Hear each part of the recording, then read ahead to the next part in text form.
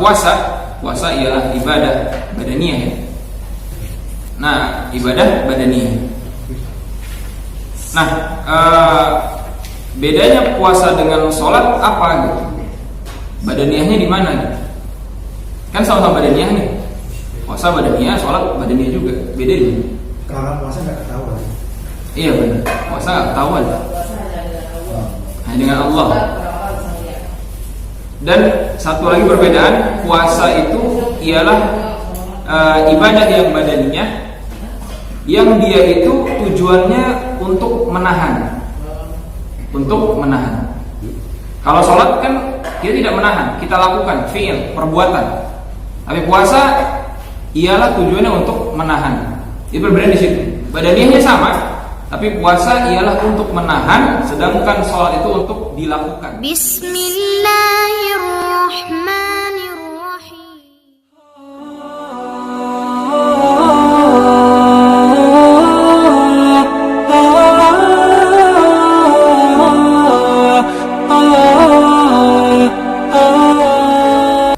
Nahmaduhu wa nasta'inuhu wa nastaghfiruh wa na'udzu billahi min shururi anfusina wa sayyiati a'malina. May yahdihillahu fala mudilla lahu wa may yudlil fala hadiya lahu. Asyhadu an la ilaha illallah wahdahu la syarika lah wa asyhadu anna Muhammadan abduhu wa rasuluh alladzi la nabiyya wa la rasula ba'da. Puja dan puji hanyalah milik Allah Subhanahu wa taala, sebab dengan petunjuk dan hidayah dari Allah berikan kepada kita kesehatan untuk alhamdulillah. Salawat serta salam juga tak lupa kita sanjungkan kepada suri tauladan kita, Nabi kita Muhammad sallallahu alaihi wasallam. Di malam yang berbahagia ini kita akan melanjutkan pembahasan kita di hadis arba'in. Kemudian puasa ialah ibadah badaniyah ya. Nah, ibadah badaniyah. Nah, bedanya puasa dengan sholat apa gitu? Badaniyahnya di mana gitu? Kan sama-sama badaniyah nih. Puasa badaniyah, sholat badaniyah juga. Beda di mana? Kalau puasa nggak ketahuan. Iya benar. Puasa nggak ketahuan. Hanya dengan Allah. Dan satu lagi perbedaan, puasa itu ialah ibadah yang badaniyah, yang dia itu tujuannya untuk menahan. Kalau sholat kan dia tidak menahan, kita lakukan fi'il, perbuatan. Tapi puasa ialah tujuannya untuk menahan. Itu berbeda di situ. Badaniyahnya sama, tapi puasa ialah untuk menahan, sedangkan sholat itu untuk dilakukan, gitu kan? Nah, jadi puasa ialah al-kaffu 'anil mahbub, yaitu menahan dari yang kita inginkan. Itu puasa. Nah, dari seluruh jenis ibadah yang menjadi tiang agama ini, semuanya itu berbeda-beda, Pak. Sholat beda, gitu kan, badaniyah. Zakat maliyah. Ini ada hikmah dari Allah Subhanahu wa taala. Bahwasannya mungkin di sana ada orang yang rajin sholat, sunnahnya semangat, tapi ternyata dia sulit untuk mengeluarkan hartanya, sulit untuk berzakat. Tapi di sana ada orang juga yang dia sangat gemar berpuasa misalnya, menahan diri, tapi untuk sholat sunnah misalnya malas gitu kan. Nah, maka dari semuanya ini Allah Subhanahu wa taala menginginkan hambanya itu bisa melakukan ibadah tersebut dan paling tidak mewakili apa yang harus dia lakukan. Baik dari ibadah menahan diri, ibadah yang harus dia lakukan untuk mengeluarkan zakatnya, mengeluarkan hartanya biar tidak jadi orang pelit gitu kan, ataupun ibadah yang harus dilakukan dengan fisik gitu. Maka dari perbedaan-perbedaan tadi, ibadah itu kebagi kepada 3 hal. Yang pertama, bazlul mahbub, kita ini memberikan apa yang kita cintai. Yang kedua, al-kafu minal mahbub, anil mahbub, menahan dari yang kita cintai. Dan yang ketiga ijhadul badan, yaitu memberikan pengorbanan dari fisik kita. Dan semuanya itu adalah ujian dari Allah. Contoh yang pertama, ibadah itu badrul mahbub, memberikan apa yang kita cintai, yaitu apa? Harta kita, zakat. Kita mencintai harta, maka seorang ketika dia mencintai harta, Allah uji. Allah uji dengan apa? Keluarin duit ente ini, keluarin harta ente. Kata Allah Subhanahu wa taala, "Wa innahu lihubbil khairi lasyadid." Kemudian di ayat lain, "Wa tuhibbunal mala hubban jamma."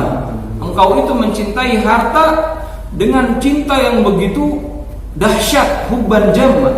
Jadi karena orang mencintai harta begitu dahsyat, Allah jadikan syariat zakat agar dia mampu untuk menghilangkan kecintaan yang dahsyat itu. Bahwasanya kecintaan itu hanya kecintaan yang fana. Dia harus mengeluarkan apa yang dia cintai untuk Allah Subhanahu wa taala. Kemudian yang kedua, al-kafu 'anil mahbub, menahan dari yang dia cintai. Apa? Puasa. Orang puasa apa? Apa arti puasa? Al-imsak, menahan. Jadi disuruh nahan sama Allah Subhanahu wa taala, yada'u ta'amahu wa syarabahu wa syahwatahu min ajli. Kata Nabi SAW, orang yang berpuasa itu dia menahan makan, menahan minumnya, menahan syahwatnya untuk siapa? Untukku, kata Allah Subhanahu wa taala.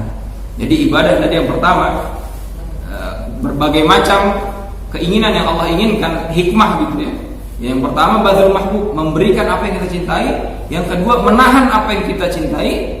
Dan yang ketiga ijhadul badan, yaitu melakukan dan berusaha untuk melakukan dengan fisik kita, yaitu haji dan sholat tadi gitu ya. Haji dan sholat. Haji capek Pak? Yang pernah haji mungkin haji itu capek? Enggak. Yang benar Pak? Saya masih haji plus sekali. Iya. Pasti ada capeknya gitu. Iya Pak. Iya pasti ada capeknya. Makanya orang haji, kata Nabi SAW, kata Nabi SAW, man hajja walam yarfut walam yafsuk raja'a ka yaumi waladhu ummu.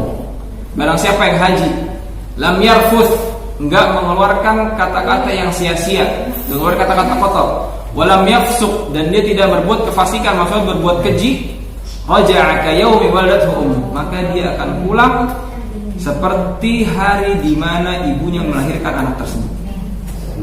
Maknanya Allah hapuskan dosanya. Tapi syarat mabrur. Wal hajjul mabrur laisa lahu jazaa'un illa al-jannah. Kata Nabi sallallahu, haji mabrur tidak ada balasan bagi dia kecuali surga.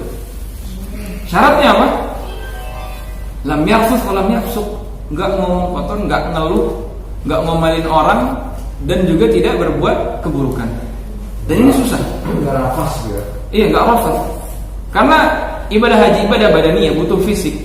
Dan ditempa orang untuk jalan puluhan kilometer misalnya, dan dia capek. Dan tabiatnya orang capek apa?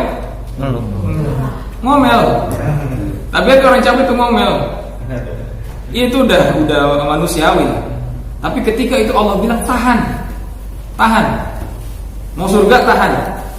Itu yang menjadi Tambah iya. Satu lagi. Apa? Belanja mulu. Oh ya belanja. Jangan lupa. Iya, kalau belanja terus itu masalah haji. Lupa tujuan aslinya. Nah itu tadi. Jadi orang kalau udah capek tabiatnya itu masih ngomel. Dan itu yang banyak sekali didapatkan. Bisnya telat sedikit, ya marah. Padahal lagi pakai ihram gitu, ya Allah, dia udah bayar puluhan juta. Tapi ya itu tadi, terlebih yang orang-orang yang hajinya dengan haji plus gitu ya. Ini pengalaman pribadi, sosokan. Gue udah bayar mahal, lu salah, hak gue untuk ngomel. Lupa ini itu bayar bukan untuk itu, dia bayar untuk Allah Subhanahu wa taala. Jadi dia bayar itu bukan dia lagi beli mobilnya rusak, dia berhak untuk marah, bukan. Dia berhaji itu dia untuk Allah. Saya kira itu yang saya sampaikan untuk kajian kali ini. Kurang lebih mohon maaf. Jika ada kesalahan maka itu dari saya, dan jika ada kebenaran maka itu dari Allah Subhanahu wa taala. Subhanakallah bihamdik, asyhadu an la ilaha illa anta, astaghfiruka wa atubu ilaika. Assalamualaikum warahmatullahi wabarakatuh. Waalaikumsalam.